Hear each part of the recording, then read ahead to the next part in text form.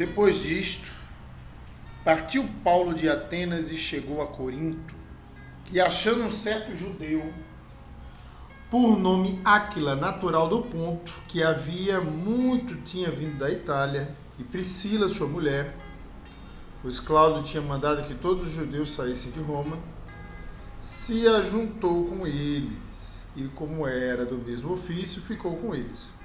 E trabalhava, pois tinham por ofício fazer tendas.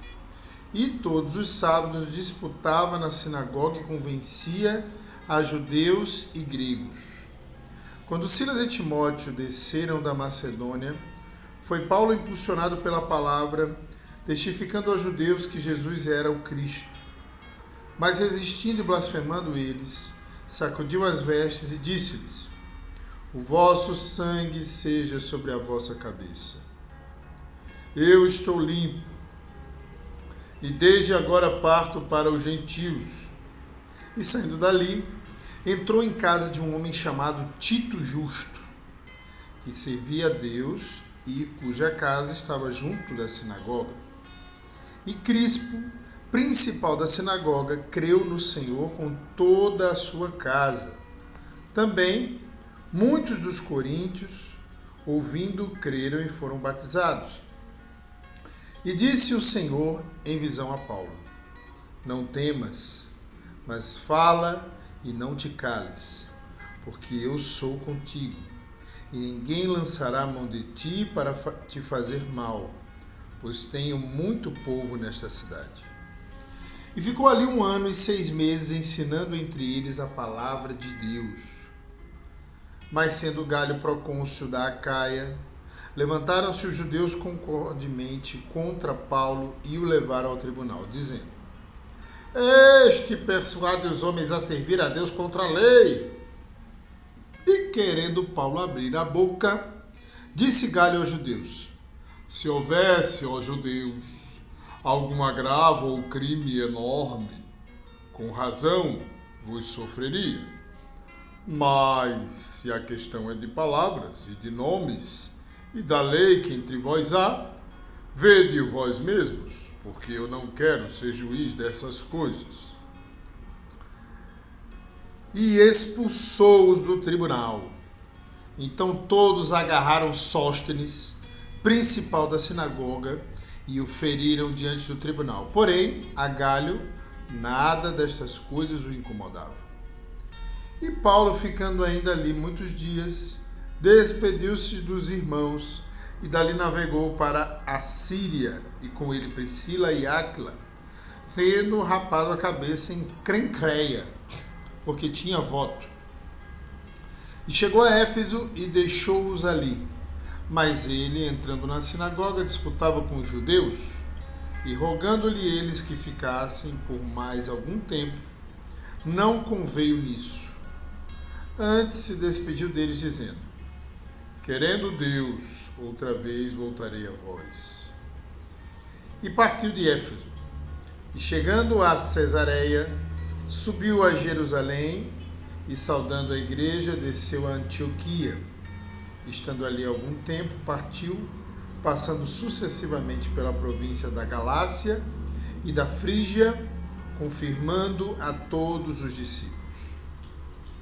E chegou a Éfeso um certo judeu chamado Apolo, natural da Alexandria, varão eloquente e poderoso nas Escrituras. Este era instruído no caminho do Senhor e fervoroso de espírito, falava e ensinava diligentemente as coisas do Senhor, conhecendo somente o batismo de João. Ele começou a falar ousadamente na sinagoga. Quando ouviram Priscila e Áquila, o levaram consigo e lhe declararam mais pontualmente o caminho de Deus. Querendo ele passar a Acaia, o animaram os irmãos e escreveram aos discípulos que o recebessem, o qual, tendo chegado, aproveitou muito aos que pela graça criam, porque com grande veemência convencia publicamente os judeus, mostrando pelas Escrituras que Jesus era o Cristo. E sucedeu que, enquanto Apolo estava em Corinto, Paulo, tendo passado por todas as regiões superiores, chegou a Éfeso e, achando ali alguns discípulos, disse-lhes: recebeste vós já o Espírito Santo quando crestes? E eles disseram: nós nem ainda ouvimos que haja o Espírito Santo. Perguntou-lhes então: em que sois batizados então? E eles disseram: no batismo de João. Mas Paulo disse: certamente João batizou com o batismo do arrependimento, dizendo ao povo que cresce no que após ele havia de vir, isto é, em Jesus Cristo. E os que ouviram foram batizados em nome do Senhor Jesus. E impondo-lhes Paulo as mãos, veio sobre eles o Espírito Santo, e falavam línguas e profetizavam. Estes eram ao todo uns 12 varões. E entrando na sinagoga, falou ousadamente por espaço de 3 meses, disputando e persuadindo-os acerca do reino de Deus. Mas, como alguns deles se endurecessem e não obedecessem, falando mal do caminho perante a multidão, retirou-se deles e separou os discípulos, disputando todos os dias na escola de um certo tirano. E durou isto por espaço de 2 anos, de tal maneira que todos os que habitavam na Ásia ouviram a palavra do Senhor Jesus, tanto judeus como gregos. E Deus, pelas mãos de Paulo, fazia maravilhas extraordinárias, de sorte que até os lenços e aventais se levavam do seu corpo aos enfermos, e as enfermidades fugiam deles, e os espíritos malignos saíam. E alguns dos exorcistas judeus ambulantes tentaram invocar o nome do Senhor Jesus sobre os que tinham espíritos malignos, dizendo: esconjuro-vos por Jesus, a quem Paulo prega. Os que faziam isto eram 7 filhos de Seva, judeu, principal dos sacerdotes. Respondendo, porém, o espírito maligno disse: conheço a Jesus e bem sei quem é Paulo. Mas vós quem sois? E saltando neles o homem que tinha o espírito maligno, e assenhorando-se dele de 2, pôde mais do que eles, de tal maneira que nus e feridos fugiram daquela casa. E foi isto notório a todos os que habitavam em Éfeso, tanto judeus como gregos, e caiu temor sobre todos eles, e o nome do Senhor Jesus era engrandecido. Muitos dos que tinham crido vinham confessando e publicando os seus feitos.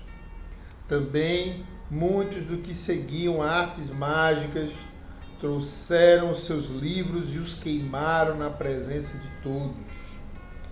E feita a conta do seu preço, acharam que montava a 50.000 peças de prata. Assim a palavra do Senhor crescia poderosamente e prevalecia.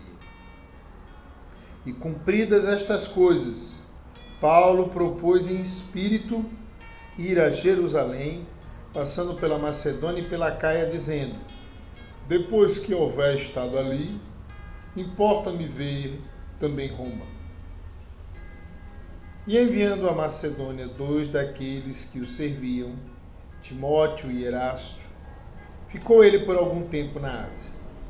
Naquele mesmo tempo houve um não pequeno alvoroço acerca do caminho, porque um certo ourives de prata, por nome Demétrio, que fazia de prata nichos de Diana, dava não pouco lucro aos artífices, aos quais, havendo-os ajuntado com os oficiais de obras semelhantes, disse: varões, vós bem sabeis que deste ofício temos a nossa prosperidade, e bem vedes e ouvis que não só em Éfeso, mas até quase em toda a Ásia, este Paulo tem convencido e afastado uma grande multidão, dizendo que não são deuses os que se fazem com as mãos, não somente ao perigo que a nossa profissão cai em descrédito, mas também de que o próprio templo da grande deusa Diana seja estimado em nada, vindo a majestade daquele